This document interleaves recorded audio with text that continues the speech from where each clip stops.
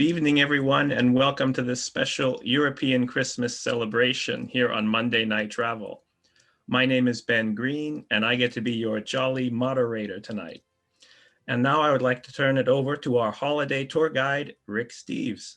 Hi, Rick. Hey, Ben. Merry Christmas. Good Yule. Frohe Weihnachten. And it's great to have everybody tuning in right now as we celebrate the holiday season and another Monday Night Travel. You know, I was thinking that before we kicked off all these Monday night get-togethers, I love to travel in Europe. And when I'm home not traveling in Europe, I love to travel around the country and give talks and share my passion for Europe and all the lessons I've learned and the tips I've picked up. And I can't do that this year. I can't do that during the pandemic. So we've decided to celebrate travel on Monday nights.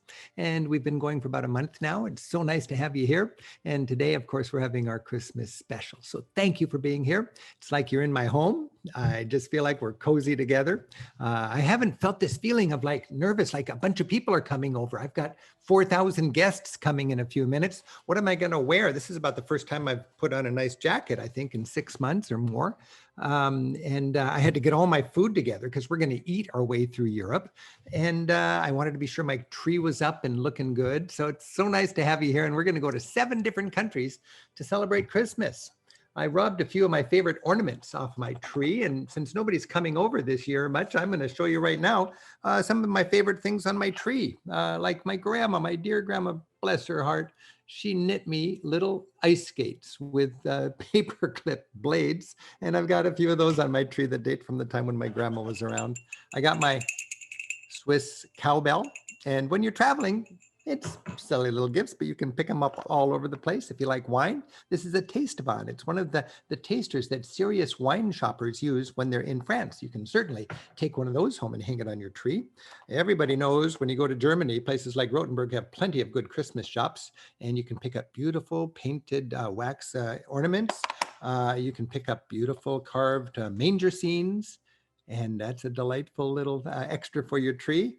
If you have friends in Austria, they may send you crystal, beautiful Austrian crystal to hang on your tree. If you have Norwegian relatives and heritage like I do, you might want to hang an old-fashioned Norwegian songbook on your tree. This is the only ornament I've got that dates back to my mom and dad's tree. And what else do I have here? Oh, if you're going to go to Cuba, you might want to pick up a Che Guevara to hang on your tree, maybe call it a Liberation Theology Christmas. Or if you're in El Salvador during their struggles, you'll get people power, political kind of Christmas ornaments. Well, there's lots of fun you can have with your ornaments in your travels. But today we're going to be in Europe and we're going to talk culture. And I just really scrambled to get a bunch of food together. I'm just going to show it to you in random order here. I've got some lefse for the Norway fans. I've got some gingerbread, which we'll find in Germany, and we'll be visiting that. When you're in Germany also and you want your sausages, it's the Nuremberg sausage. It's some of my favorite sausages in all of Europe with the sharp mustard. And when you're in France, they love their foie gras. They love their goose liver. I don't have any foie gras, but I got goose liver pate. That's a delightful thing, along with some stinky cheese. When you're in Italy, it is a panettone. And this is a beautiful sweet loaf of sweet bread here, like a beautiful fruit cake. And we're going to be munching that when we get to Italy. What else do I have? Oh, when we're in England, we have to have a mince pie. And I've been munching on that mince pie because I really like it. In Paris, a macaroon. And for our drinks, we're going to have what I call a Heidi Cocoa, hot chocolate with peppermint schnapps. And also takes me right back to Swiss Alps. We're going to have some hot spiced wine. So I'm going to be eating this as it occurs in the show, which means dessert, savory, you name it. It's going to be one big mess and it's going to be tasty from start to finish. When we did this TV show, we had one Christmas to shoot it. So we had to be in feeling like we're celebrating Christmas in 7 different countries. We had 2 crews. The crew I was in Italy. No, it was in, where was I? I was in Norway, Germany, Austria, and Switzerland. And the other crew was in England, France, and Italy. I was with Simon, who's my lead producer. And Simon's wife was the producer of our second crew, Val. And Val is a great producer. She was also the producer of our second crew for our Easter special. She did a marvelous job, Val Griffith. And what our job was to make it feel like I'm in every one of these countries with us. So we had to do a little bit of sleight of hand as we filmed that. I'll show you how later. We had a very unseasonably warm Christmas season that year. It was 2005, 15 years ago, and we were just hoping and praying for snow. And we finally got our snow when we got to Switzerland, and that just made it. Also, when you're going to do a Christmas show in Europe, it's kind of nice because the Christmas season goes for about a month, from St. Nicholas Day and Santa Lucia Day early in December until Epiphany, January 6th, the day the 12th day of Christmas, when the three kings brought the gifts to the Christ child. So plenty of opportunities to be in the right place at the right time with the right crew to weave it all together into this 1 hour Christmas celebration. We're going to start in Salzburg, and I think this opening on camera is me in the market in Salzburg. And it's not the greatest background. It's a melting ice angel. But that's a good enough way to kick off our European Christmas. Thanks for joining us. And thanks for joining us.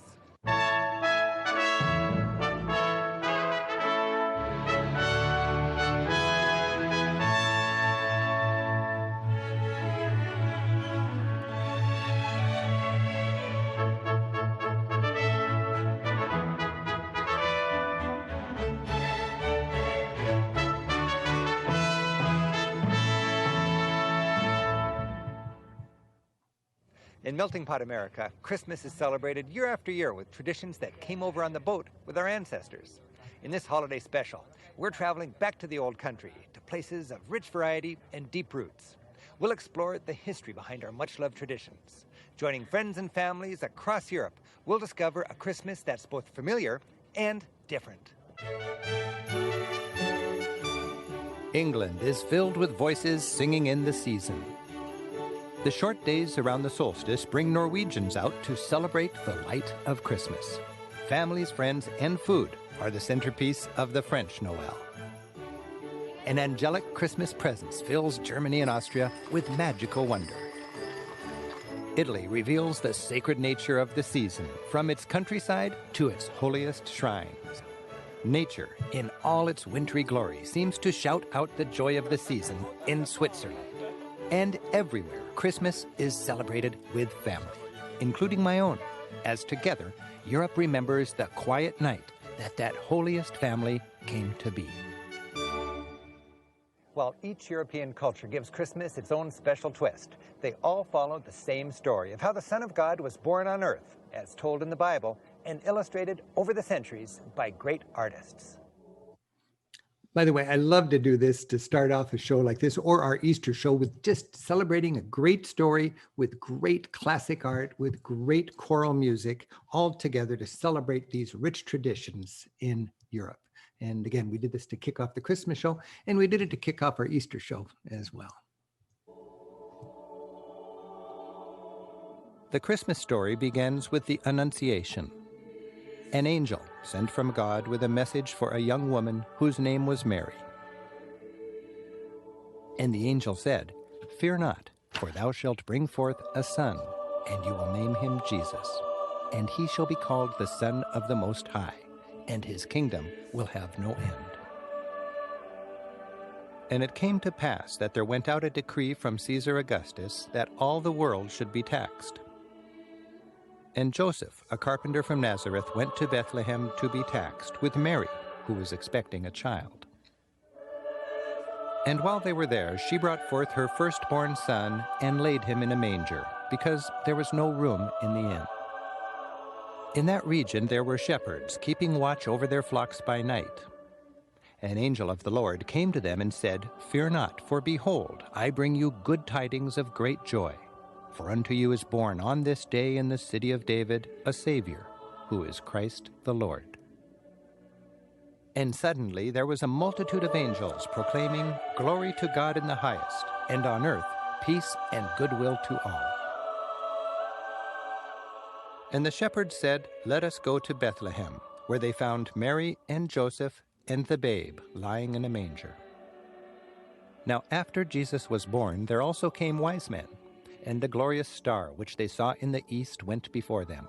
Guiding them, it stood over where the child was. The wise men knelt down and worshipped the child, giving him gifts, gold, frankincense, and myrrh. The long-awaited Messiah had arrived.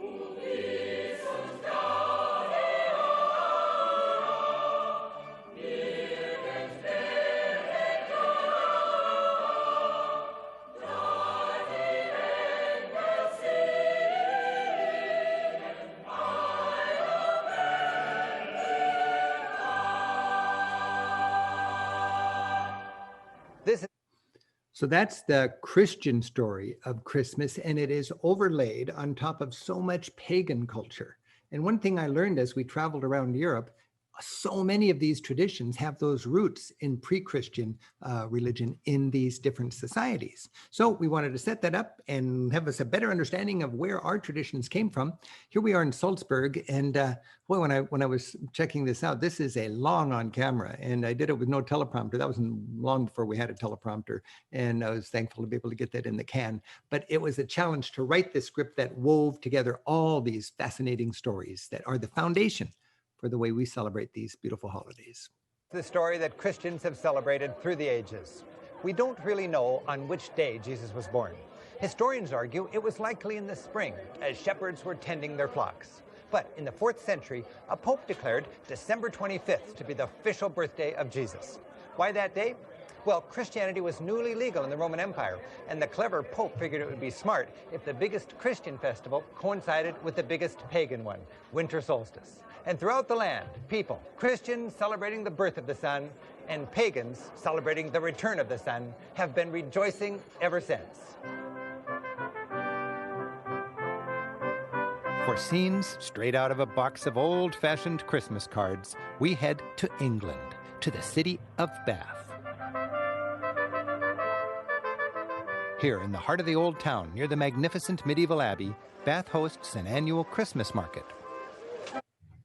So it was really fun for us to do each country with a big city, a small town, and the countryside. In the case of England, you got London, you got Bath, and then we'll go out into the countryside for the wonderful Cotswold villages. It's a good time for your hot mulled wine right now, or up in Scandinavia, they call it glögg. Never spend good wine on hot and spiced wine. Just get some red wine, and then you can drop in your golden raisins and your sugar, and it's just a delightful way to take the chill out of the Christmas day. And then we can go from our market, we're going to go into a beautiful church. You can see it right there in the background, and to enjoy the church in action. It's so easy to do when you're in England because they've got evensong services. And when you're there during Christmas time or a big festival, you've got boys choirs singing just with gusto that every choir director would be jealous for. Boys choirs with gusto.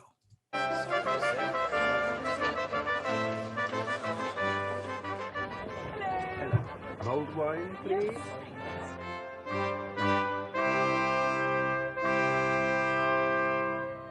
Carols are a deeply ingrained part of the English Christmas tradition. The custom goes back to Shakespeare's day. Today, young and old sing their way through the season. Here, the Bath Abbey Choir of Boys and Men are performing a carol concert by candlelight.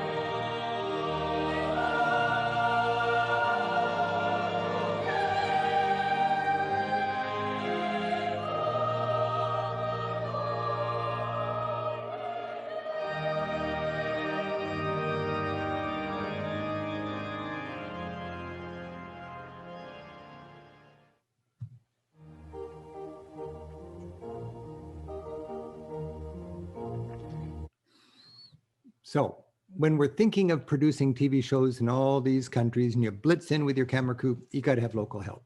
And everywhere I go, I rely on my local guides in Europe. And for each of these stops in this show, I'm tapping into the expertise of my friends who run tours in these towns. In England here, it's Maddie who runs a company called Mad Max Tours. I think I've recommended her in my guidebooks for 20 or 30 years now.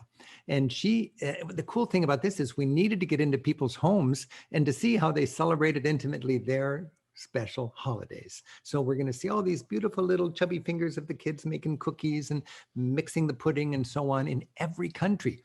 We're getting a look at the real lives of the guides that we know in the museums, reminding us that all of these people, you mean your professional life, they've got their private family lives, and it's a festival all across Europe. So thanks to the good work of our guides in every one of our stops, we're seeing the family life intimately during Christmas.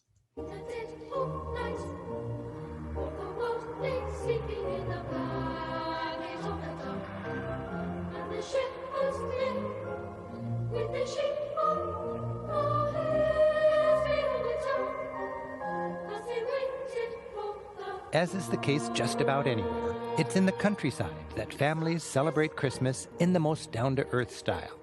My friends, Maddie and Paul, and their kids, Theo and Layla, are looking for a living tree, which they'll decorate and then plant at home. About the right size? Yeah, okay. Brilliant, I like it. It's a new twist on an old tradition, with a wink to the nature-worshipping pagans who once haunted these parts. Decorating with greens goes back to the Druids who adorned their temples with swags of evergreen. For pagans, living greens in the dead of winter represented the persistence of life. And for Christians, evergreens are a reminder of the gift of everlasting life. During this hectic season, getting together to bake Christmas goodies while the little ones decorate edible ornaments is a fine way for busy mums to enjoy some time together. Maddie's recipe for mince pies harkens back to the days of Henry VIII. Back then, the dried fruits, spices, and shredded meat for the filling were so expensive that only the wealthy could afford to make a mince pie. According to tradition, 12 pies should be eaten during the 12 days of Christmas to ensure good luck each month of the coming year. So I got to say, I'm enjoying my first mince pie ever. And I always thought, mincemeat, what the heck's that? It's good. It's really good. And this is a tradition that goes all the way back to the Crusades. In so many cases, back in the 13th century, these adventures to the Holy Land and back brought with them lots of headaches and hardship, of course, but also lots of recipes, lots of spices, lots of great things like cinnamon. By the way, all of the food you see in this show, we have recipes for it. And my staff has actually cooked with these recipes. They work great. And you'll find them at ricksteves.com in the landing page in the TV section for the Christmas show, plus DVD extras. Lots of extra information about celebrating Christmas in Europe and the cultures of Europe in that corner. Mince pies, Maddie. But it's the Christmas pudding that's the real centerpiece of a traditional English holiday meal. Now bring us a figgy pudding. Now bring us a figgy pudding. Now bring us a figgy pudding. So bring some out here. Put this one up here. Yeah. Like a lot of us, Maddie and Paul are opting for a simpler, less commercial style of Christmas, and that's reflected in their family traditions. Little Theo's and Layla's wouldn't always have been so involved in the family activities. Childhood, as we know it, really began in 19th century England with the new middle class. And at Christmas, those stern Victorians gave themselves permission to indulge their children. The English tradition of caroling starts very young. We're visiting Theo's school as the students take center stage at the 14th century village church for a very special Christmas concert.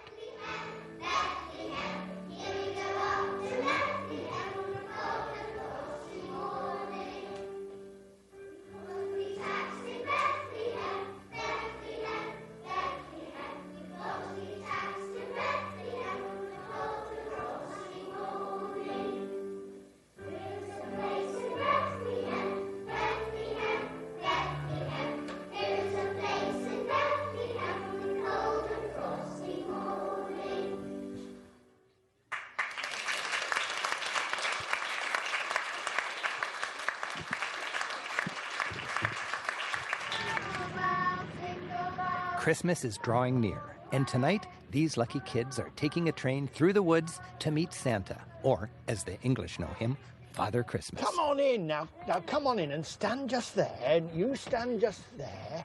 You come across there. That's right. And tell me your names. Now, what's your name? Dylan. Hello. And what's your name? Kate. And what's your name? Jack. Oh, well done. Now then, most important, what do you want for Christmas? I don't know. Just some surprises. I'm very good at surprises. And what do you want? Well, I haven't written my list down yet. Haven't you? So we're going to wait for your list, and when it comes, I'll be ready for it. Now, are you going to do something for me? Are you going to leave me something out on Christmas Eve? Yes. What are you going to leave me? Mince pies and wine. Well done. And Mince pies and wine. Santa only gets cookies and milk where I come from. It's pretty nice. Santa gets a mince pie and probably hot spiced wine. I'm enjoying also right now a beautiful skinny dipped almond, a chocolate covered almond. And that's a little project of Val, who is the producer of this segment. Val Griffith, you know Simon, he's my longtime producer for 20 years now. Simon's wife, Val, and her daughter makes this company, Skinny Dip Nuts. And I got to say, it's not European, but it's darn good. So we are having our little visit with Santa Claus now. And in a moment, we're going to be going to the big city in London. I do want to remind you, when we're making these shows, we've got a sound man with us. It's the only time we ever traveled with a sound man, because we were making a CD with all the best music that we taped during this production. And the music is delightful, as was the trip to Santa Claus. are you going to leave a carrot for the reindeer? Yeah, yes. Well done. We'll check back with Theo and Layla Something on special Christmas for Eve. you. And what was your name, darling? Kate. And something special. While children on their best behavior ask Santa for the toy of their dreams, my wish right now is a chance to hear one of the finest chamber choirs in England, the 16, filling a church with timeless sounds of the season.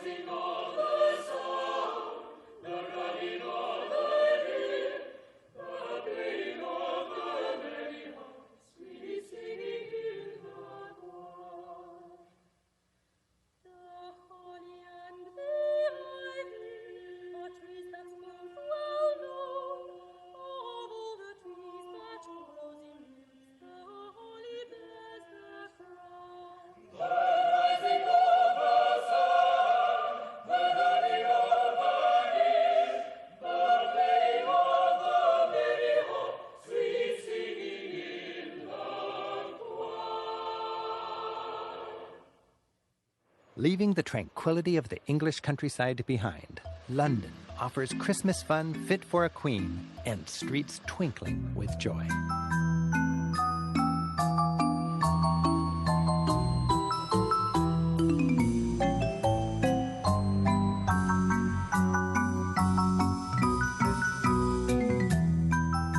There's magic in the air, or is that snow?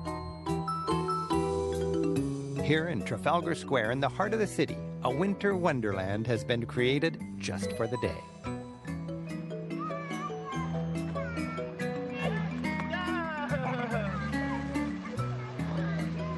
It's a lovely snowy day, isn't it? Father Christmas has dropped by for the wintry fun, and London's town crier is in fine form as he passes out mince pies and holiday cheer.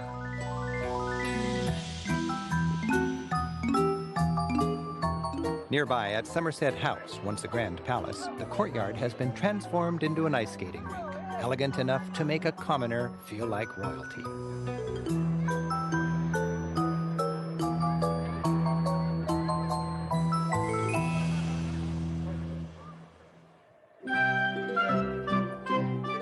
At Covent Garden, shoppers can find classic toys for tots at Benjamin Pollock's famous toy shop, in business since the 1880s.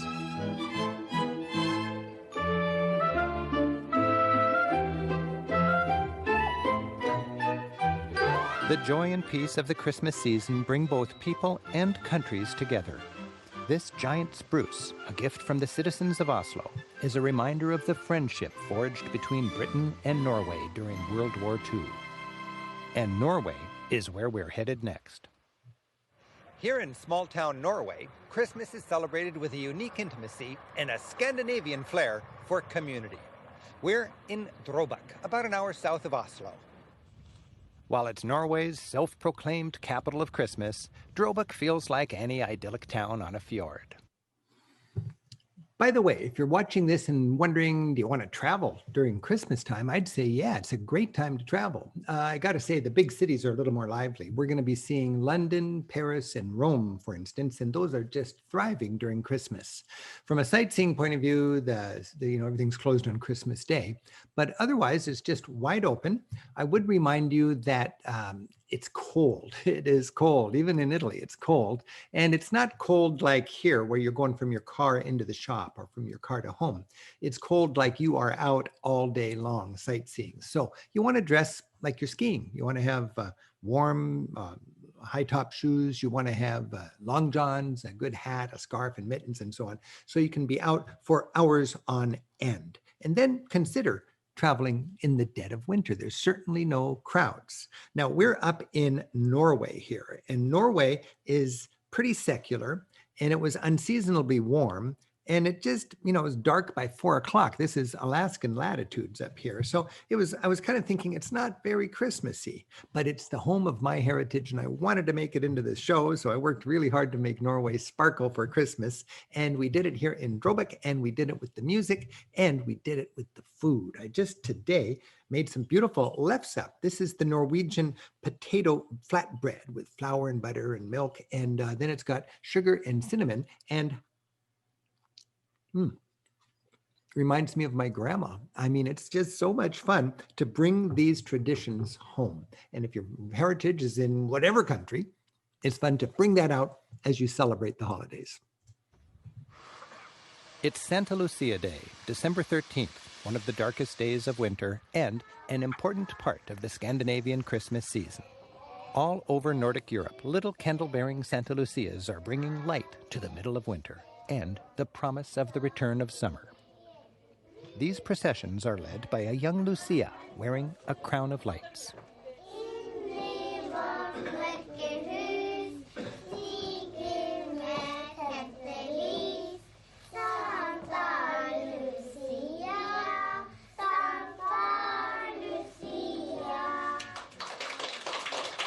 This home has housed widows and seniors for over 200 years, and today, the kindergartners are bringing on the light in more ways than one. The children have baked the traditional Santa Lucia saffron buns, the same ones these seniors baked when they were kindergartners. Taking their cue from Santa Lucia, Norwegians, cozy in their homes, brighten their long, dark winters with lots of candles, white lights, you'll never see a colored one, and lots of greenery. In Norway, as in the rest of Europe, pagan symbols, like the evergreen tree, survive disguised as Christmas traditions. The same's true with this sprig of mistletoe. In Scandinavia, it's associated with the Viking goddess of love. For Celtic people, it was a sacred plant. They used it to heal the sick and enhance fertility. For most of us, it's just a handy excuse to steal a little Christmas kiss. The Norwegian spirit of Christmas extends even to the departed. Candles flicker in graveyards as families remember lost loved ones. And all over Norway, communities gather together in churches just like this, as choirs cap Santa Lucia Day with a concert. When I look at this, I think of how the cameraman really has to be on the ball. We don't have the luxury of scouting. We're just popping into all these special moments for special communities and families. And you can't say, can you do it again? So the cameraman is shooting this, but thinking, where are they going to go and what's happening next? And normally, regular people don't understand how involved it is to be the camera person and how long it takes to set it up. So he's just on the ball and I'm just standing back, letting him do his thing. And when the choir marches out and all of a sudden they're going to the main square to dance around the tree in the main square, he runs ahead, anticipates where they're going to be, sets up, and does a remarkable job of capturing all that on film, bringing it home. And then we were able to weave it together into an hour of European Christmas.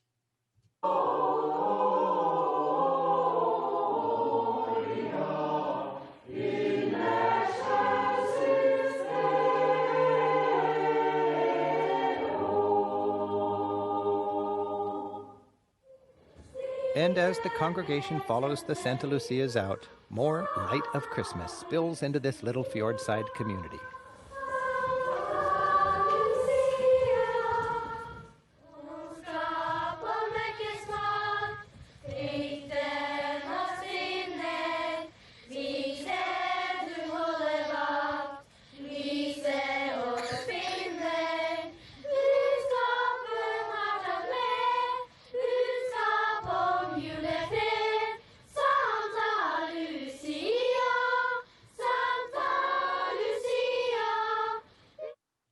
A common theme across cultures is a legendary gift giver, not always fat and jolly, who kids butter up with treats. While I grew up leaving Santa Claus milk and cookies by the fireplace, the kids here leave a bowl of porridge out by the barn for the Julenisse. These mischievous elves from the forest visit each Christmas not on reindeer, but with a horse, pig, and mouse entourage, and a bag of gifts. Every good child knows the Julenisse is coming with an exciting reward. Just up the fjord, Norway's capital, Oslo, celebrates Christmas with a more urban charm. Streets are decorated. Locals not ready to rely on the Julenisse are out shopping. And good cheer is abundant. Christmas in Oslo feels low-key. You'll find it best not on the streets or in the malls, but in the homes, with friends, and in music. Youthful voices fill the city's oldest church. The old Aker Church, which dates back to the 12th century, hosts the Norwegian Girls' Choir for an Advent concert. I am so thankful that we managed to shoot this beautiful choir here.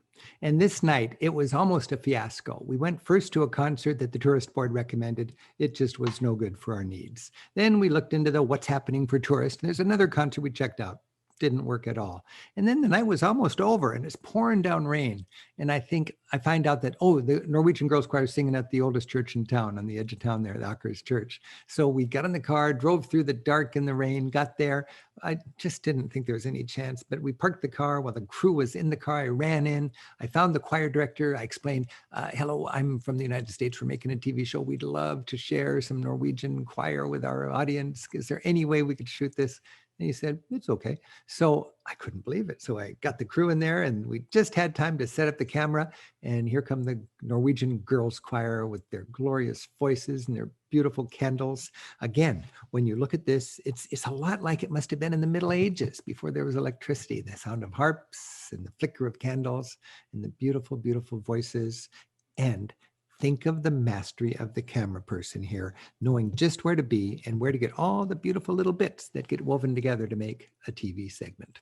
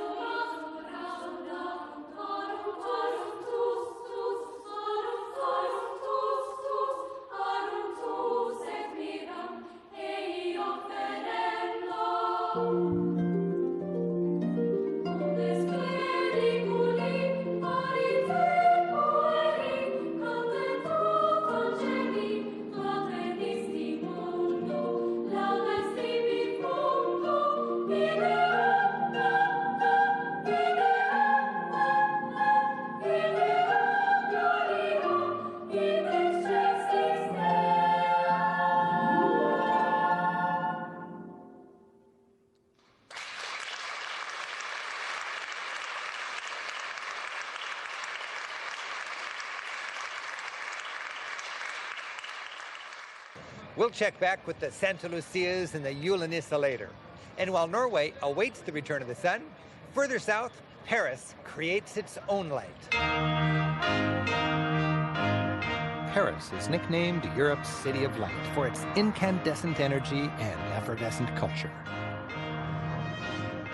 In the dark of winter, the city's best-loved icon, the Eiffel Tower, brilliantly heralds this happy season. By night, Paris's biggest department stores dress up the streets. Printemps is pretty in pink, and the Galerie Lafayette has woven an exquisite embroidery of lights. And all along the Champs-Élysées, it's a festive forest of 2,000 twinkling trees.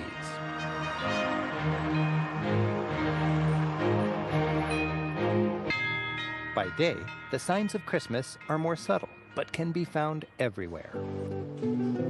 The best-dressed trees are seen here in the Pompidou Center.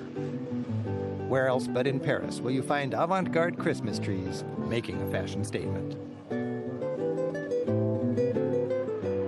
With visions of Versace dancing in their heads, inspired fashionistas can bundle up their wish lists and head to the designer boutiques on the Rue Royale.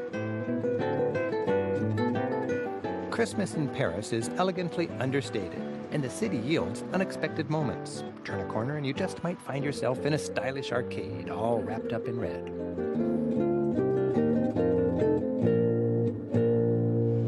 Busy Parisian shoppers fuel up on the city's street food. Steamy crepes and hot roasted chestnuts. Joyeux Noël! And neighborhood brasseries are full of friends, slurping fresh oysters rushed in from the Brittany coast.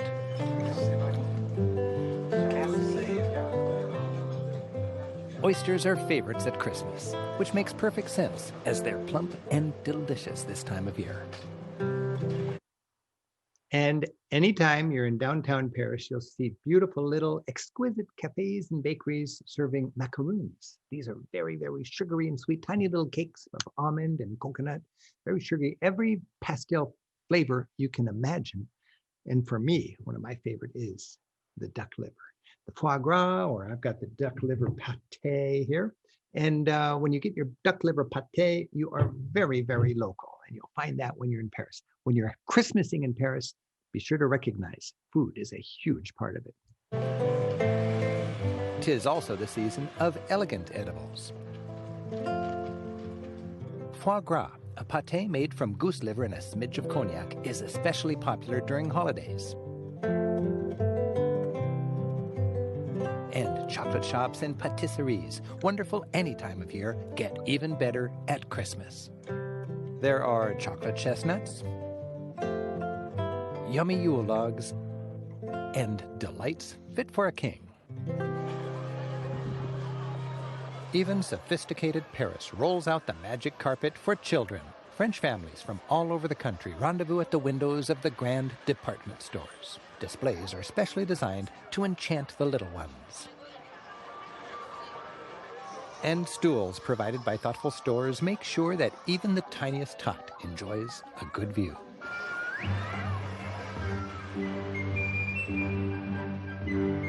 During Christmas, the Eiffel Tower becomes the highest ice skating rink in Paris.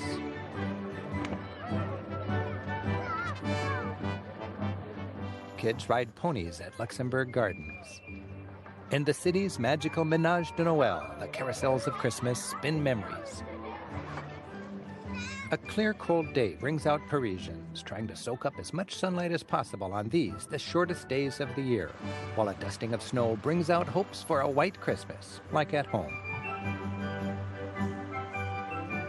Whether you're young or just young at heart, Christmas in Paris is the stuff of dreams. If Paris is a grande dame strutting her Christmas finery, then Burgundy, where we're heading next, is her pious country cousin. I guess if you squint, I could be in Paris right there, but I'm actually in Nuremberg in Germany. And I remember being so cold, my lips hardly could move to make this on camera. But we had to establish me in France. And we also established me in the middle of that English show. You may not have noticed it, but I was at a little church in Nuremberg as well, to make it feel like I was traveling with you the whole time, even though, once again, We were in 7 countries in one Christmas, and only in 2 places on Christmas Eve. We were in Rome at the Vatican, and we were in Salzburg. Burgundy lies in the quiet religious heart of this mostly secular nation. France's most venerable abbeys are here, and their spirit seems to animate the small villages throughout the region. Ancient traditions survive comfortably here. This 13th century abbey resonates with the rich sounds of the French group Fanima, singing medieval carols just as they were sung centuries ago.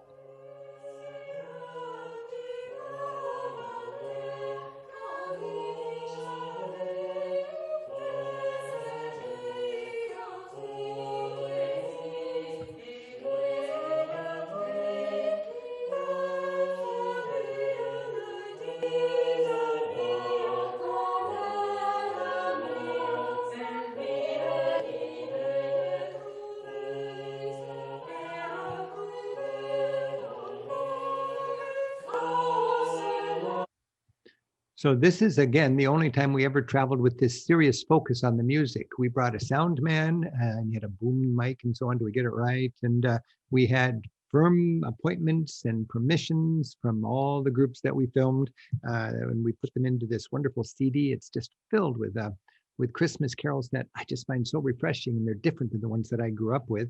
And I'm just really thankful that we were able to get the music and then cut it in with these beautiful images. This is what Steve Camarano, our editor, did so artfully. As we're listening to the music, we go out into the countryside, and we float through the countryside with the help of the local music.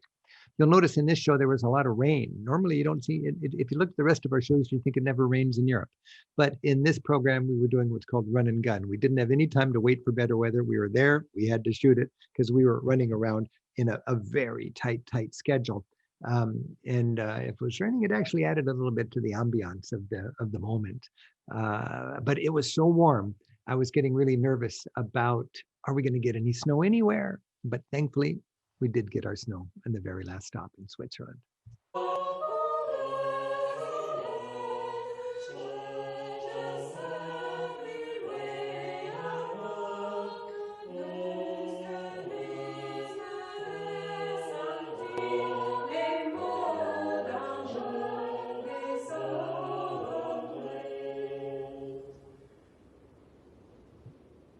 The sense of community runs strong in rural France, and it expresses itself in simple rituals shared by families and friends. In Burgundy, no one goes without. Communities take good care of one another year-round. So this is France. And so many of us grow up hearing how the French people are not very friendly and so on. This is the essence of France. You go out in the countryside, this is the mayor going through town on Christmas, not because there's an American film crew there, but because that's what she does. And she's got an accordion accompaniment, and she's bringing people who are lonely or people who are shut in a nice little, holiday package, and it always includes a good bottle of wine. French friendliness. With special treats at Christmas. This amiable village mayor, accompanied by her entourage, gets into the spirit of things by delivering baskets of delicacies to the elderly for the Christmas Eve feast. Merci bien. On vient vous souhaiter un joyeux Noël et une bonne fin d'année.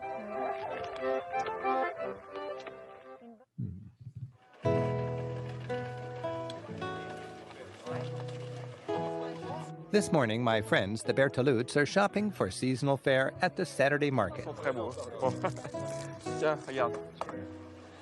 Allez, belle fraise là, superbe. Fine foods at the center of life in Burgundy, even in the dead of winter. Right about now, the truffles are at their pungent best. C'est fabuleux. Delphine and Emmanuel prepare for the grandest culinary event of the year. The French call their Christmas Eve feast La Réveillon de Noël.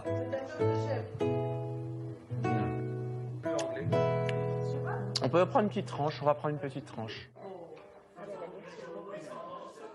At home, the family's busy preparing for the big event. The children are decorating candles to set on the windowsill on Christmas Eve to light up the dark on that night so filled with anticipation.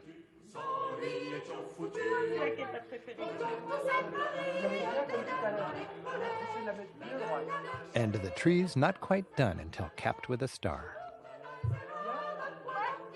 Ouais, super. In the kitchen, Delphine slices her foie gras,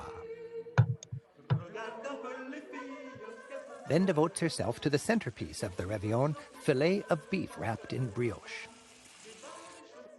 Stretching the pastry is a two-person job. After generously grating local truffles, the beef is tenderly wrapped and ready for the oven.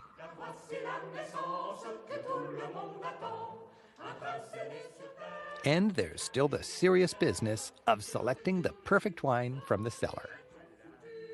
Soon, guests will be arriving. This time of year, when the days are short and the nights are long, it's customary to leave a welcoming light in the window. We'll be back when dinner's ready. But first, we've got some shopping to do in Germany. When it comes to traditional holiday images, Germany's Bavaria is the heartland. Here, we'll savor classic holiday themes, glittering trees, old-time carols, and colorful Christmas markets. These markets, called Christkindl markets, enliven squares throughout Germany. The most famous is here in Nuremberg. It's a festive swirl of the heartwarming sights, sounds, and smells of Christmas.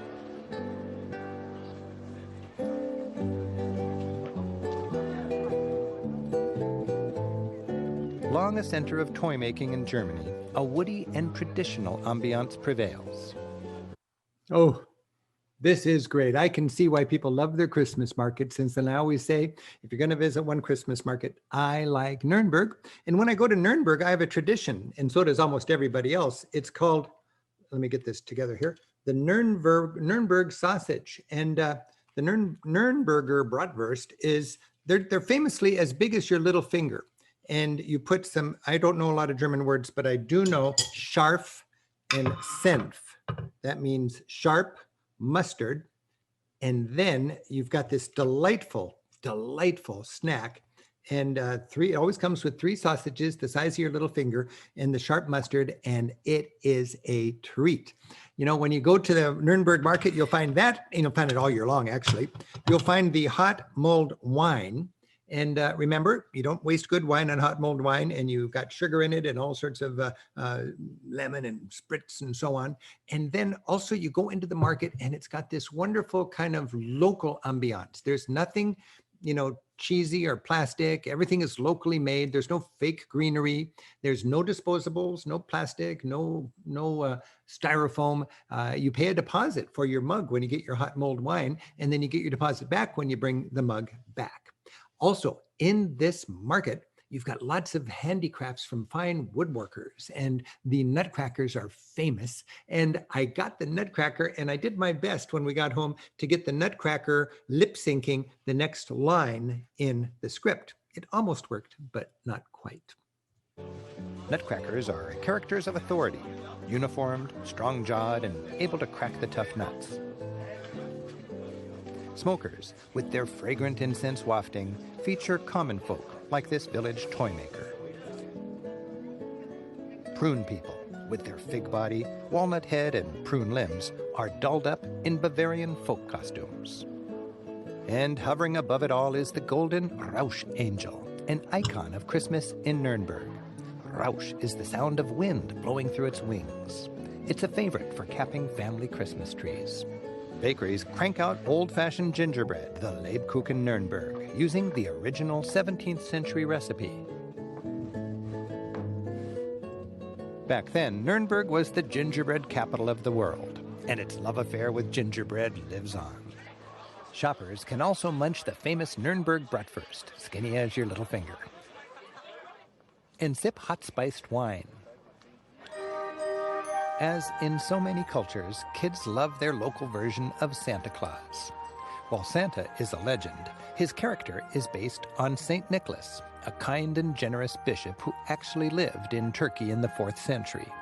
Holiday gift-giving, especially in Catholic regions, is often associated with the feast day of Saint Nicholas, December 6th. So when we're in Luther country here, it's always easy to work a little Luther lore into your sightseeing. And Simon always jokes that I can fit Luther into every script we do.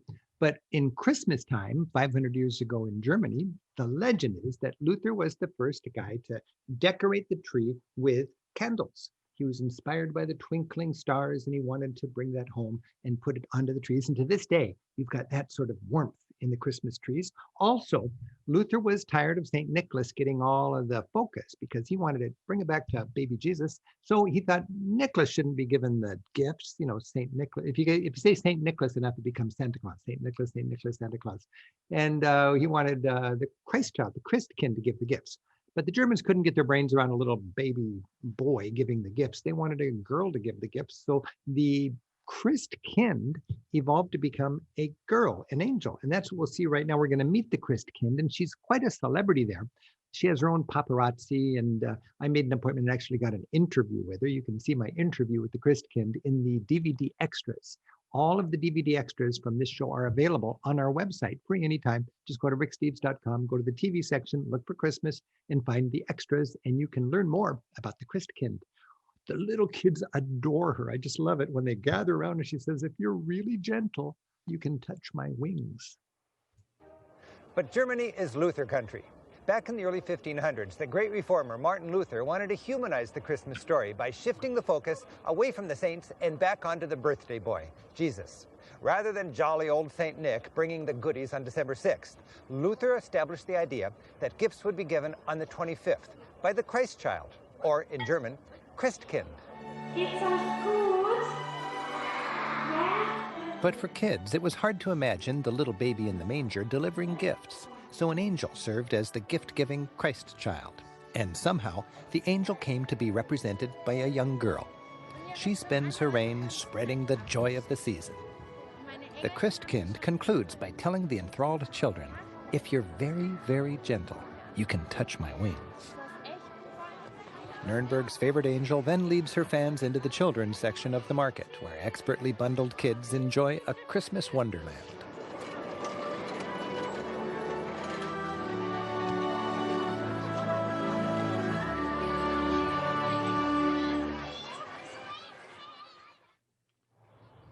Now we cross the border into Austria, to the town that to me always feels like Christmas, Salzburg. With its old town gathered under its formidable castle, Salzburg celebrates the holidays with an alpine elegance.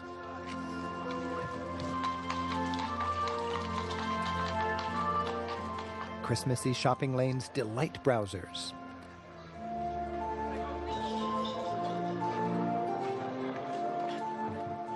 Markets are busy as shoppers gather last-minute holiday decorations and perhaps a fresh sprig of mistletoe. These Tyroleans celebrate the season in noisier fashions. A lot of times we're filming and I realize all of a sudden, I'm getting in the shot when I'm not supposed to be, so I have to run for cover. And we were filming these guys shooting off their cannons, and I ran into that little turret, or that little fortified building you see at the end of this balustrade there. And all of a sudden the cannons start going off, and the sound rattled around inside of that fortified little house, like blowing my ears off. And I just couldn't believe it, but at least I got out of the shot. But they sure like to make their noise in Salzburg. Salzburg is a great place for shooting at Christmas time. We went back later when we did our Easter show thinking it'd be great also, but and we shot Easter in Salzburg and really came home with nothing that made it into the show. A highlight for us in Salzburg was going to the cathedral. You'll see that in a minute. It's 1/4 the scale of St. Peter's Basilica in Rome. And it's just, we were there on Christmas Eve for the midnight mass, and the whole wall, the west wall in the back of the church, was filled with music. You got the organ, you got the symphony or the orchestra, and you got the choir, all just singing their hearts out. And it was just a gorgeous time to be spending Christmas in Salzburg. As well. From the castle ramparts high above town, traditional gunners fire away, as they have since the days when they really believed these shots would scare away evil spirits.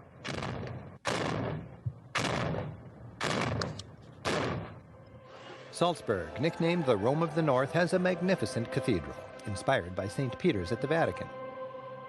Locals here in the town of Mozart pack the place to mix worship with glorious music.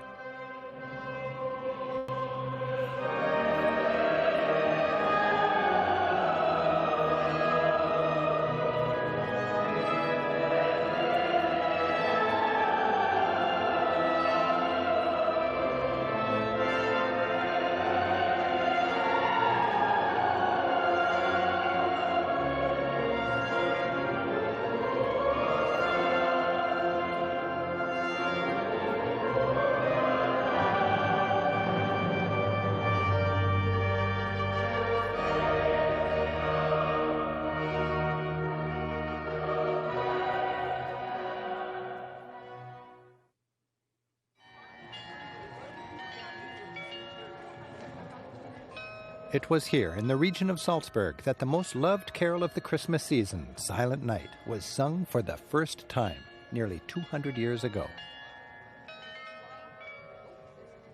According to legend, a local priest went out one Christmas night to bless a newborn baby. As he walked home in the snow, he was so moved by the stillness of the starlit and holy night that he wrote a poem about it. He gave the poem to Franz Gruber, the organist in his church, who composed a simple tune. On Christmas Eve, 1818, the carol was sung for the first time, accompanied only by a guitar.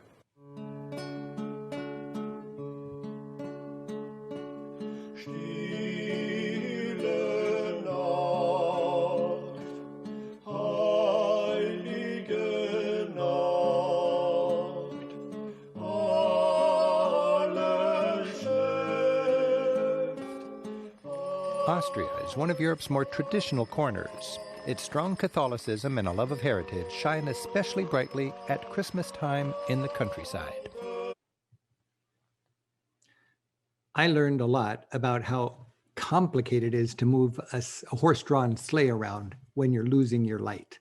You can imagine we come into these beautiful settings and these wonderful families are hosting us and they want us to sit and have some cookies and so on. And we have to go, no, the sun's going down in 20 minutes. It'll be too dark. Where's the horses? Get them on the sleigh. Let's go. And then it took a long time to get the sleigh turned around and the horses all harnessed up. Finally, we got on it and there's just a few minutes left of daylight, but we got the couple of great shots with the horses that even made it on the cover of our DVD. I just was so thankful for that. But this is another time when a local guide bailed us out. Christiana Schneeweiss, that's Snow White, was my guide I worked with for many, many years in Salzburg. And we got to go to her home. And we never knew how the homes would work out, how the kids would be, and if everybody would be relaxed around us or whatever. So a lot of times we would shoot two things and just choose the best. We shot a Christmas dinner in Nuremberg, and the kids were all confused. Why are we having Christmas and the big moose and have the tree up early and everything now? It's a week or 10 days before Christmas. And we filmed it, and it just didn't work. But the Salzburg one, the one you're going to see now, worked beautifully. So that's the one that made it into the show. And for me, it was such a delight to show the traditions, the generations, the love of the parents, the beautiful, loving sort of parenting of teaching the rituals and the celebrations from one generation to the next, and to get it there and to be able to bring it home and share it, thanks to public broadcasting, was really a joy for me and our crew.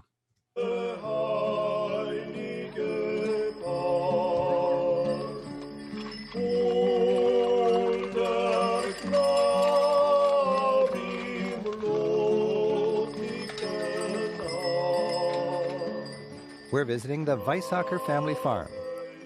Frohe Weihnachten. Kommt herein, bitte. Okay. This family happily shares its love of the season with a guest. Like just about anywhere, part of Christmas is making cookies with Grandma.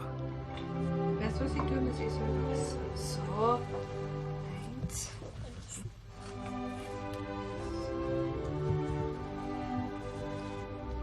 More unique to Austria is this ritual in which the dad blesses the home with incense as his daughter follows with holy water.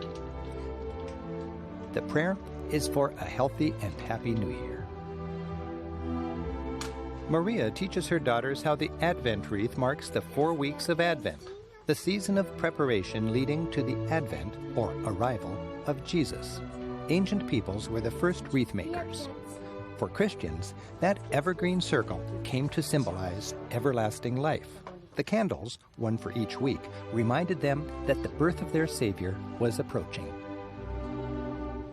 Austrians lovingly decorate their tree, but keep it secret and hidden from the children until December 24th arrives. We'll check back a little later to see what Christmas brings. From here in the Alps, we journey to a grand city that was the capital of the Western world on that first Christmas 2,000 years ago and remains a leading city in Christendom today.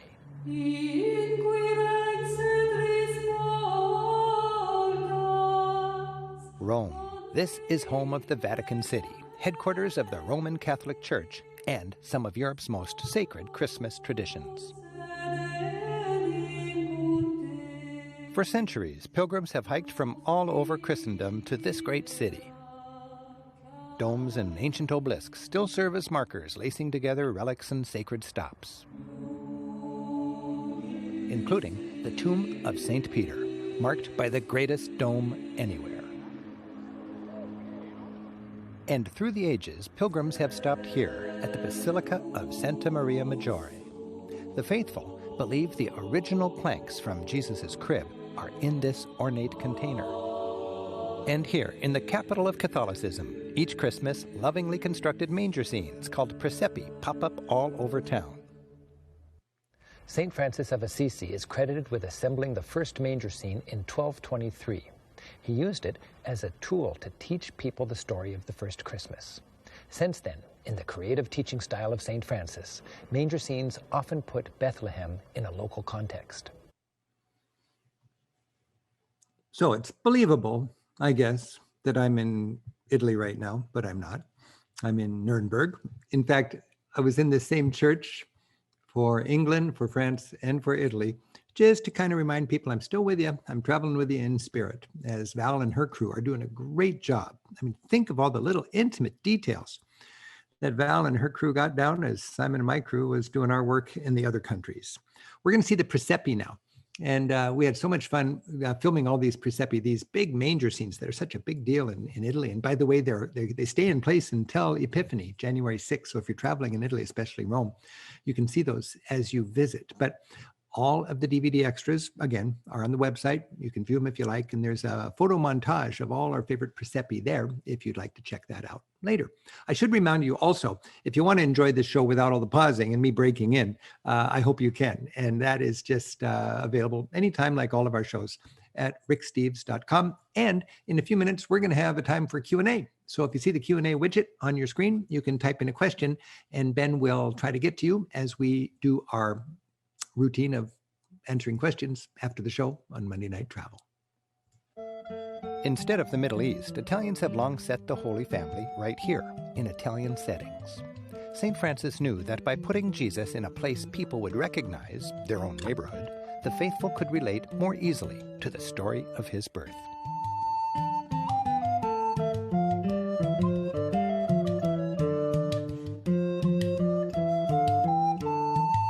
And presepi range from the very traditional to the very surprising, like this one that imagines the nativity in an Eskimo village. The ultimate manger scene is back on Rome's ultimate square. St. Peter's is where the Pope celebrates midnight Mass each Christmas Eve.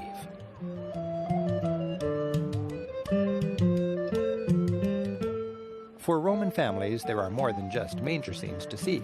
For centuries, this lively square, Piazza Navona, has hosted a boisterous, village-like holiday market that stays busy until Epiphany in January.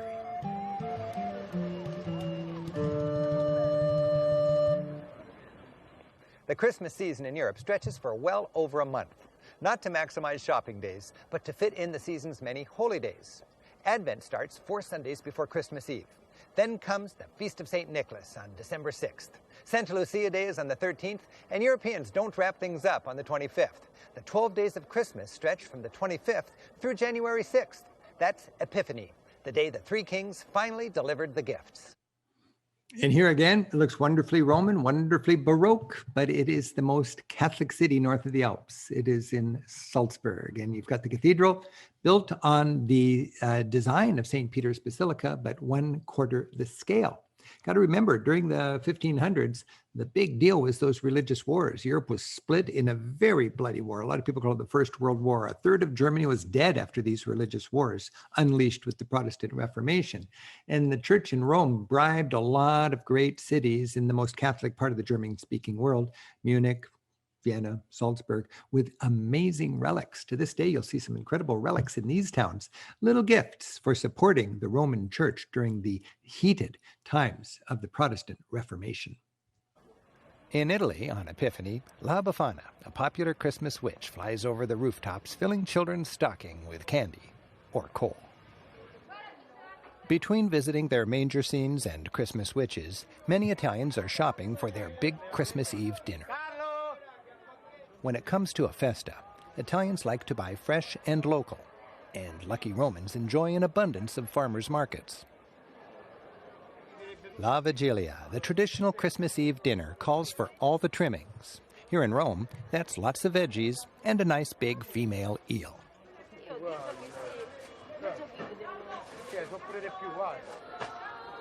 As anywhere, Christmas in Rome is a time of giving. Oh, you see that big Christmas eel? I looked around here. I couldn't find an eel in any of my grocery stores. But if you're in Rome, you can have a Christmas eel.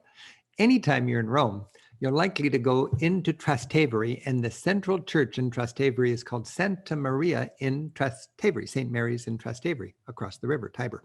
And here we see the facade of it.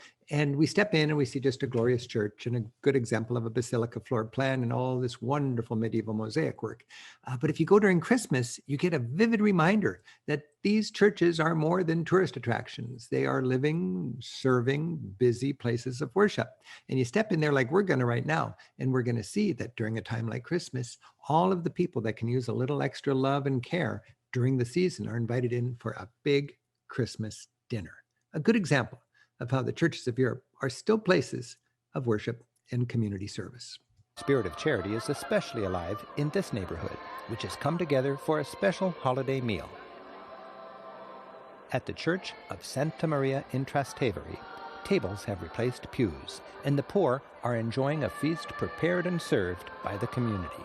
It's a joyful occasion, and by all accounts, those doing the giving feel as blessed as those they feed.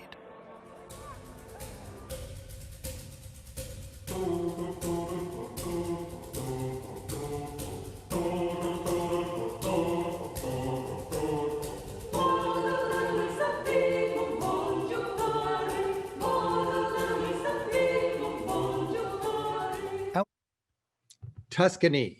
Got to get into the countryside. And if you want the beautiful countryside of Italy, I'd vote for Tuscany. And if you happen to be leading a tour or making a TV show like I often am, it's good to know a man named Roberto Becchi. He's our go-to fixer when we're in here. Every time we've ever done a show in this area, Roberto's our man. And we called him to help us out, and he teamed up with Val and her crew, and they got so much great stuff together, as you'll see here in just a moment. And when we're in Tuscany, that's where during Christmas, you're going to enjoy a panettone. And I've got my panettone here. Look at this beautiful thing. Beautiful, sweet loaf of bread. It's sort of a fluffy sourdough. It originated in Milano, but it's all over Italy now. And it's got candied fruits and raisins. And it's just a very festive and beautiful, beautiful treat during this time. Any time of year you can have a panettone, but when you're in Christmas, you'll for certain have a panettone. I'm going to munch that now as we enjoy the work of Roberto, showing us a slice of his culture in Tuscany. Outside of Rome, in villages in regions such as Tuscany, Christmas celebrations are a little more rustic. The festivities, while low-key, are memorable. During a busy season that sometimes feels overwhelming, village life can be refreshingly simple. These jovial friends are playing an old game. The idea is to toss the panforte, the local fruitcake, close to the edge of the table without having it slide off. No, non tenerlo però, È bravo, Saluto sia di Travertino. No, bravo.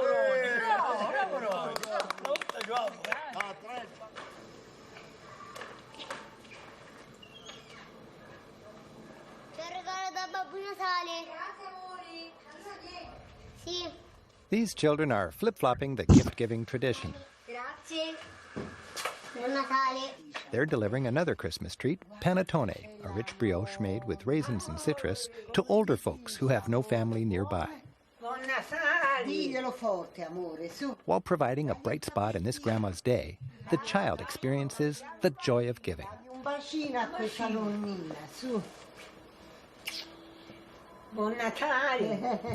And today, the children have another important errand. It's time to post their letters to Babbo Natale, the Italian version of Santa Claus. This special mailbox mysteriously appears each Christmas.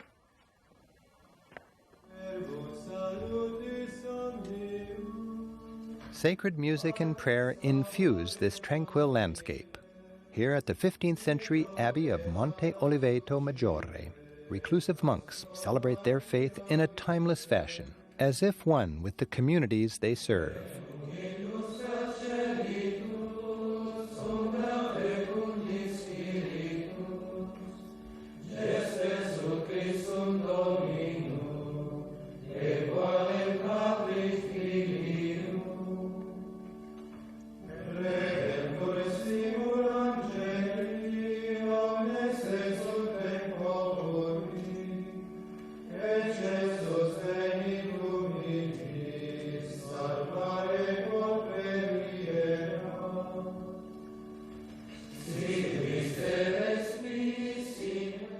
And in this town, the people are doing a dress rehearsal for a Presepio Vivente, or Living Nativity.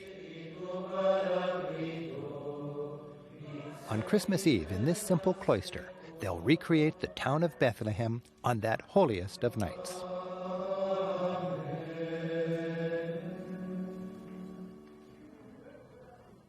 In the countryside, you'll appreciate how sacred traditions have deep roots. Here in this medieval Tuscan hill town, villagers stack neat pyramids of wood for great bonfires. The lighting of the fires is a signal to villagers dressed as shepherds to come and sing old carols.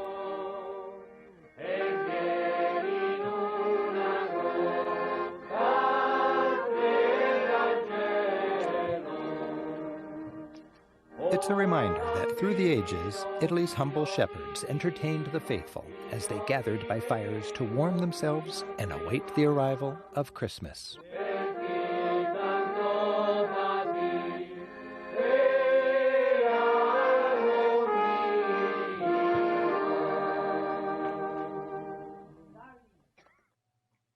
Well, Italy has the rich history, magnificent manger scenes, and grand churches. The spirit of Christmas can be experienced everywhere in Europe.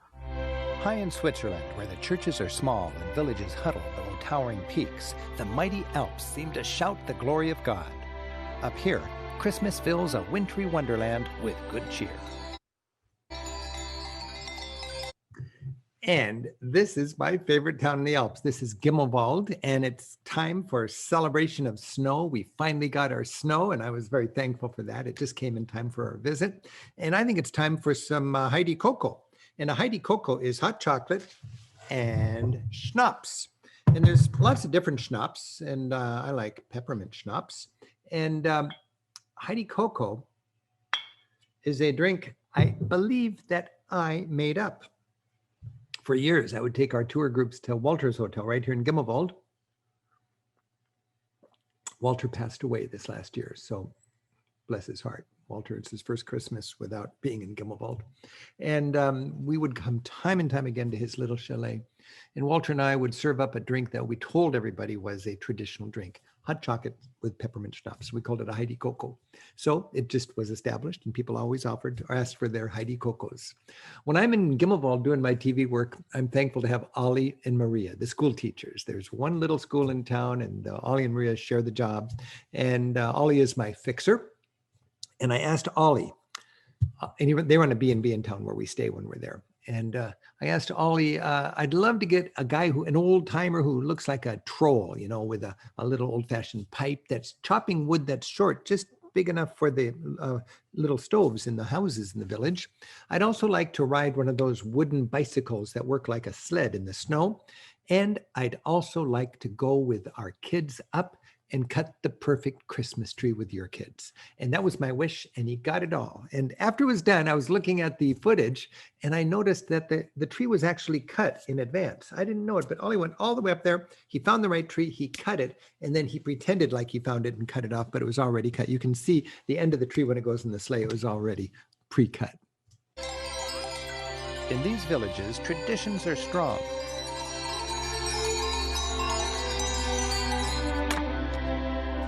And warmth is a priority. Ovens are small, so wood is too.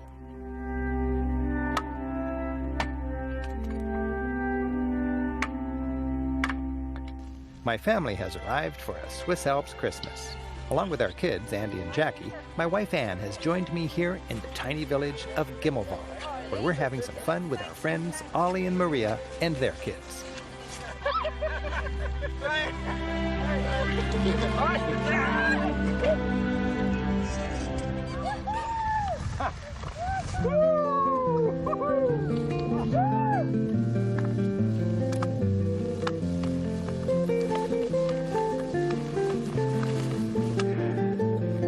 Ollie's taking us high above his village on a quest to find and cut the perfect Christmas tree.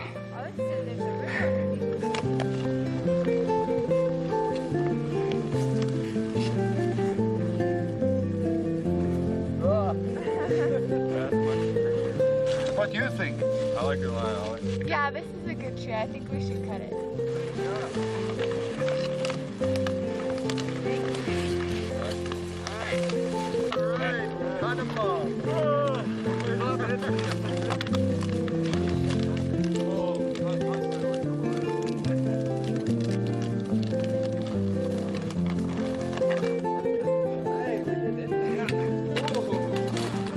Still high above Gimmelwald, we're stopping in a hut for a little fondue. We've got the tree. Yes. Yeah, that was quite a bit of work. This feels just right in the winter, doesn't it? Good. When it's cold outside, it's perfect.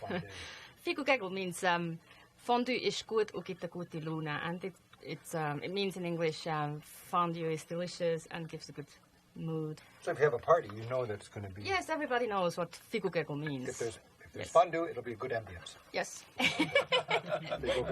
It's impossible not to linger in this cozy setting. There it is. That's my dream, to get a shot through the window from outside with the condensation on the window, just saying conviviality and Figogeckel. In Munich, it's called Gemütlichkeit.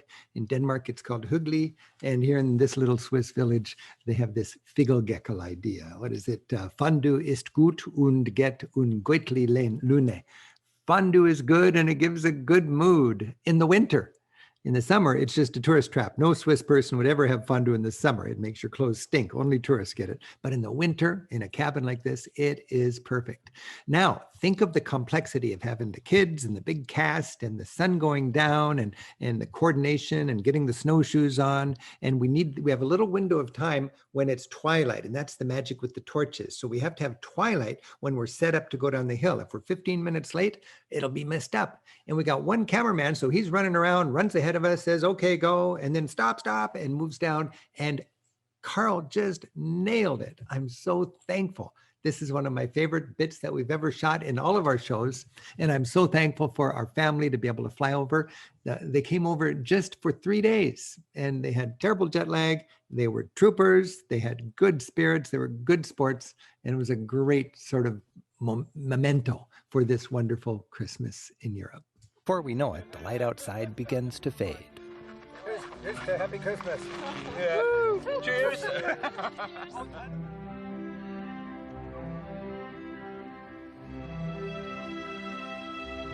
As the sun sets, we've got our tree and take an unforgettable ride home to Gimmelwald.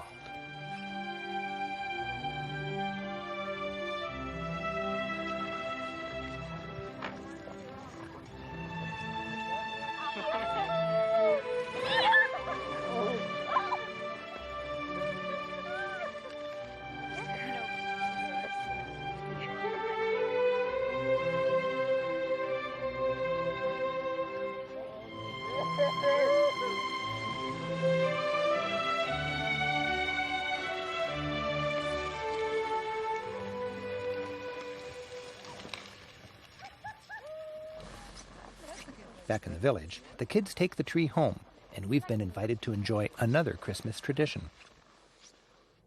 While I grew up opening windows on a paper advent calendar, up here, the windows are real. 25 homes decorate a window for each day of Advent. The sense of anticipation is the same as day by day Christmas approaches.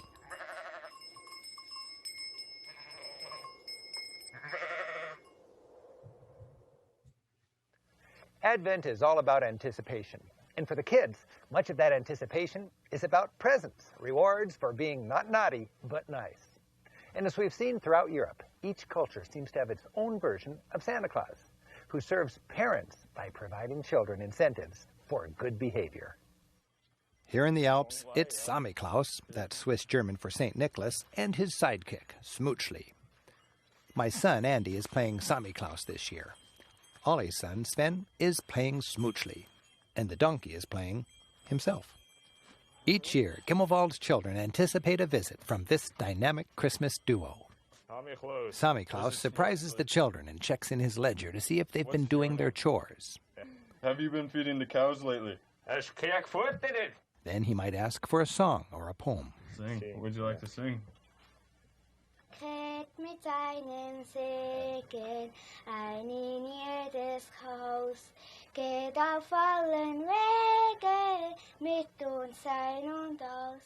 And the performance is always followed by a treat from his big bag of gifts. Well, hope you have a Merry Christmas. See you next year. Those kids will remember the year that Santa Claus came who needed a translator. It's just a beautiful thing that Ollie set up. I'm so thankful for that. And now Santa Claus and Smoochly are heading home as we're going to have a big family dinner. And after the dinner, the Christmas dinner with Grandpa and Grandma there and everybody, I envisioned Grandpa with his granddaughter on his knee with this Martin Luther Bible. Like we have the grand old King James version. In Germany, in the Hochdeutsch, the High German, it's the Martin Luther Bible. And then Grandpa's fingers on the text, just like an Albrecht Dürer etching. And it was there. It was just so powerful and magic. And then we had the real candles on the tree and the real Swiss village family dinner. I'm so thankful to be able to have my family there to share that and bring it home. And thanks to public television, share it with all of you. Adieu. Bye. Mission accomplished, and it's time for dinner. Back home, Grandma and Grandpa have joined the gang as we settle into a classic Swiss Christmas Eve. After dinner, both our families gather in the living room. Lighting the candles is a treat our children will always remember.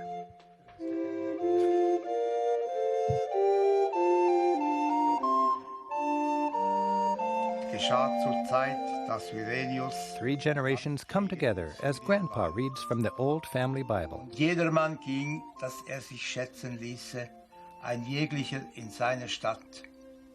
Da machte sich auch auf Josef aus Galiläa, aus der Stadt Nazareth, in das jüdische Land, zur Stadt David, die da heißt Bethlehem. The evenings capped off with the sharing of gifts.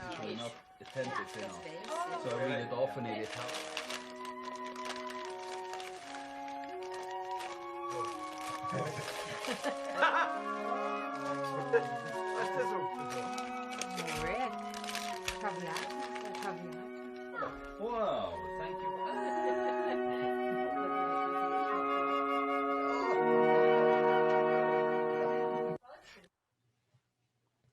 That's just beautiful. When I look at that, I think of the families all over this world, even in 2020, all the joy, all the love.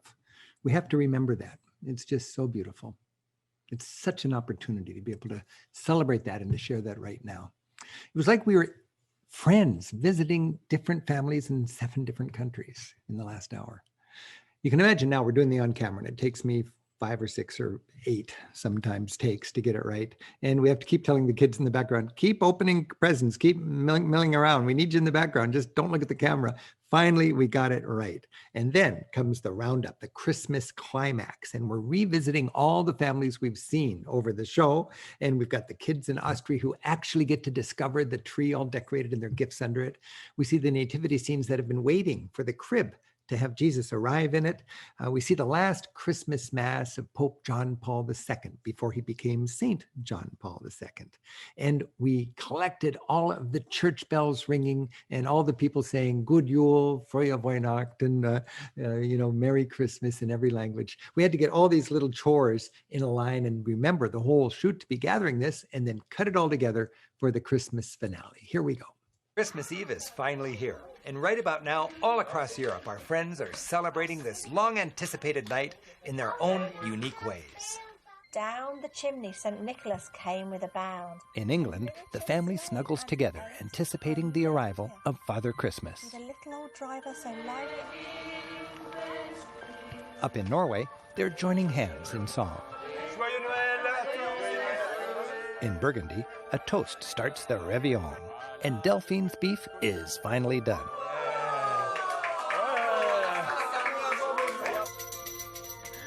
In Austria, the children discover what their grandparents have been hiding from them. Final touches are made to the Bethlehem being created in Tuscany. And at the Vatican, people pack St. Peter's as millions around the world share a sacred and glorious midnight mass.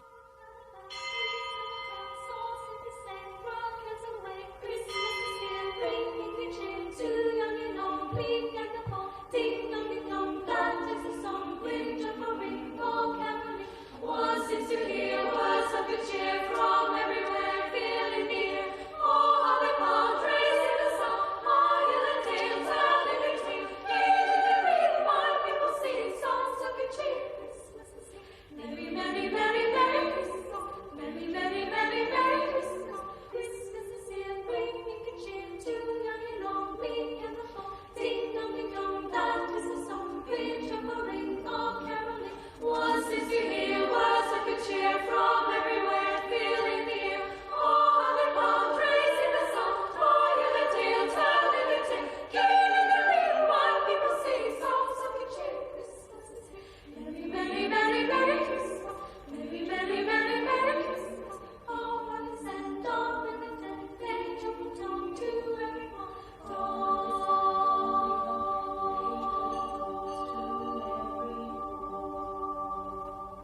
And as Christmas Day dawns, a joyful chorus heralds the birth of Jesus.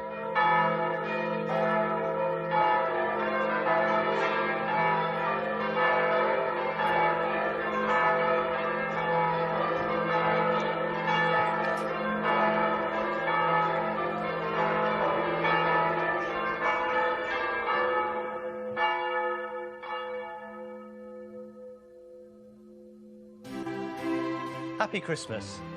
Joyeux Noël! Schöne Weihnachten. Buon Natale a tutti! Goeie! Merry Christmas! Frohe Weihnachten. Joyeux Noël! Happy Christmas! Ho, ho, ho! Frohe Weihnachten! Oh Oyez! Oyez! I wish you all a very Merry Christmas! Oye, oye, wish you all a very Merry Christmas. And I feel like I know those people after being there, after watching that. And it's just, regardless of if you're religious or not, or whatever religion you are, it's so great that we can take this time of year and celebrate this and to acknowledge that there's this love all across our planet, to celebrate the diversity of all these cultures and all these families and all these parents and all these traditions. It's just great to be able to share it. I got to say, I'm thankful for public broadcasting. I'm thankful for my staff, and I'm thankful for all of you to join us today as we have a special Monday Night Travel. Thank you for joining us. And now let's go back to Ben, and I think we have some questions to answer. Absolutely, Rick. Before we get to some great viewer questions, how about a word from our sponsor this holiday? Thank you, Ben. And our sponsor is Rick Steves Europe. And this is a hardworking little tour company north of Seattle with 100 staff. We've had zero income this year as any tourist company because 2020 has been a miserable year for people who are tour organizers. But we have our team together. We're positive. We're working very hard, even during this pandemic, to make sure our content and our infrastructure and our plans are together. We're taking good care of our travelers, and we're going to be still standing, and we're going to be strong when we get through this pandemic. We really believe that patience is important right now, more important than rushing things and getting out there traveling. We're not traveling. Patience is not an American forte. It's not a Rick Steves forte, that's for sure. But we know there's a light at the end of the tunnel now. We got a government that believes in science. We've got a vaccine or several promising vaccines on the horizon, and we've got the determination to get through this, to take care of each other as we do, and when we're done, to celebrate our travel dreams. I just want to remind everybody, our major source of work and business among the 100 of us, we do a lot of things with our TV show, our radio show, our guidebooks, our website, and on, but it's the tour program. That's the most important part of our work. In 2019, we took 30,000 Americans on 1,200 different tours. We had the time of our life, and we were ready for the best year ever this year, but it didn't happen. We're ready to go again as soon as we're ready to throttle up, and that day will come. We've got hotels booked, we've got buses booked, we've got tour guides ready to go, and we're hoping to get things going again in the fall of 2021. We're taking people's names. People are going to our website at ricksteves.com, and if they're dreaming about a tour, they're putting their name down on it because they want to be the first one notified when we're going to pull the trigger and start doing our tours again. But I want to assure you, we're not going to do it until it is safe and steady and predictable and reliable. We will not be the first tour company out of the gate, but when we do get out of the gate, we're going to be the best tour guide, best tour company in Europe, and we could hardly wait to get you on those buses. So you can learn more about that at our website. It's ricksteves.com. And I also want to remind you, every Monday, we've got Monday Night Travel. Next week, we're going to be doing a special called Why We Travel. And it's a great way to wrap up the year. It's a special love note to travel. It sounds a little ethereal, but I'll tell you, it's one of the, I'd say it's the most beautiful thing we've ever produced. And I want to share it with you. And I want to give you a behind the scenes look at that. So if you're free next Monday, be sure to sign up. I'd love to see you then. And then for the first Monday in the next year, we're going to Ethiopia together. And then after that, we'll have a whole slate of more travels with Rick Steves on Monday night. All right, let's have some questions, Ben. All right, Rick. Kim and others are wondering how you chose the countries, the cities, the destinations in this European special. You know, I wanted a variety of countries, North and South, and I wanted countries that celebrate Europe celebrate Christmas in a traditional way. And I needed countries where I had contacts and where I knew people and I could get stuff done because it was, as I mentioned, quite a scramble. If I had the energy, I'd love to go back, or I've had the time to go back to different countries because, of course, you can celebrate Christmas in Portugal and Spain and Poland. I'd love to do Christmas in Poland and, of course, Greece. We did have fun when we went back and did Easter in the same kind of format. And we went to different countries for Easter. So if you feel like a couple countries didn't get a fair shake, come back for Easter. You can even watch it now. It's always available at ricksteves.com. On that note, Rick, Kristen and others were wondering, would you do a European Christmas sequel? It's a lot of work. I just got to be honest with you. It's a lot of work and it'd be pretty tough to beat that. That's, with the kids at that age, it was perfect. Our kids are 15 years older now, so that would be kind of tough. John Paul II, it was so great to be able to have Christmas Mass with him. It would be a tough one to beat. I don't think I will do another one, but I would never say never. All right, Rick. Several people are curious, with so many great destinations as we've seen here tonight, how should people decide where to go to celebrate Christmas in Europe? Do you have any thoughts on how people can pick their itinerary? You know, Ben, I would think of it as, where do you want to go, just period. I mean, if you've got Irish heritage and you want to go to Ireland, go to Ireland. It's great for Christmas. If you love Spanish culture and you speak Spanish, if you've got Greek heritage, if you want to go to Poland, I mean, every country has rich and beloved Christmas traditions. By the way, if you're curious about that, go to our website and go to the tour section. And until we're selling our tours, all we're doing is making sure our travelers can connect with our guides. We've got 100 guides, mostly Europeans, and I'd say half of them are featuring their work that they're doing when they can't do tours. I just watched a wonderful video by our guides, Tina and Sasha from Slovenia, and they put together a beautiful video about their family Christmas. So go to our website and go to the tour section and check out the Guides Marketplace, because that's our attempt at helping connect our travelers with our guides until we're able to do tours again, just to help our guides get us a little reach for their passion for teaching. And they're doing a lot of fun things for Christmas. Rick, Amanda notes you often have a day bag over one shoulder, and she's curious, what are your essential day bag items? My essential day bag, the day bag is something to put my hand in so I don't get all nervous and move it around. Simon doesn't like me moving my hands around like this when I'm excited about on camera. So I hold my day bag. But that's in my day bag, I've got my sweater, I've got my notes, I've got the guidebook that I'm using. I probably have some camera gear for the crew. And maybe my picnic. One thing is I need to have a little sandwich that I steal from breakfast or something about mid-morning. So I've got my little early picnic lunch in there so I can make sure I get my munchies taken care of. But I just like having a little day bag so I don't have a lot of things in my pockets when I'm working on the TV show. I do want to remind you, thieves target any tourist with a day bag, and you got to keep that really an arm around it or it connected with something. I was just in Barcelona filming and had my day bag at my feet, just sitting there, resting on my shoe. So I knew it was there because I'm always aware of that, but I didn't realize that was not safe enough. And a guy swooped in on a bicycle and just like, boom, like that. Remember when Yogi Bear was going to steal a picnic basket from the bottom of the helicopter ladder, and it just about got my bag. And had he been an inch lower, he would have picked up my bag and he would have been off, and I would have been the fool. You got to be careful when you have a day bag because it's the #1 thing targeted by thieves in Europe. Rick, Frank and others are wondering, what is your favorite Christmas tradition? My favorite Christmas tradition? Caroling. I'll say midnight mass. I love midnight mass. I love the candlelight, silent night. I love when I was a kid being so sleepy, when I was a parent having children that were so sleepy, and now going to midnight mass or midnight service in a Lutheran church, and just having that end of Christmas Eve. I just love it. And that would be a great tradition for me. All right, Rick, we just have time for one final question, and it comes from Marianne. She's wondering, if you had to pick one European city in which to celebrate Christmas, which city would it be for you personally? I'd be with my relatives in Norway, in Bergen. That would be really nice. Without relatives to bop in on, I think I would be either in Paris is just so, they know how to live so well.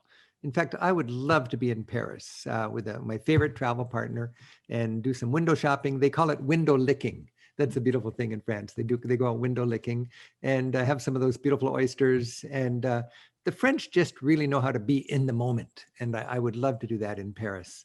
But of course, there's a lot of great things. There's so many great places you could go. I've always wondered Vienna. It's one of my greatest favorite cities. I've never been there for Christmas. So, but I like to be overseas during Christmas. I've been in Sri Lanka on Christmas. I've been in Japan on Christmas. I've been in Central America on Christmas. Every time I'm overseas on Christmas, I like it because it injects a little bit of diversity into my. I like, as a Christian, I like a Christmas where baby Jesus is not white. And when you go to other cultures, you see baby Jesus is a different color. And it's just a reminder that we're all children of God. Thank you so much, Rick. That was the final question for the evening. Well, if that's the final question for the evening, I wish there was time for more, but I want to remind people that it is just a lot to celebrate. We've got our health, we've got our community, we've got our travel dreams, and we're going to be with you every Monday night. So thank you, Ben, for the good work in putting all this together and emceeing it. And thank all of you for joining us. And I've got a lot of mince pies, macaroons, lefse, gingerbread, and even a little panettone that I'm going to finish off. And my stomach is going, what is up? And I'm just going to have another Heidi Cocoa and say, it's Christmas. Thanks very much. Happy travels, even if you're just staying home. Merry Christmas, everyone. Thank you for joining us.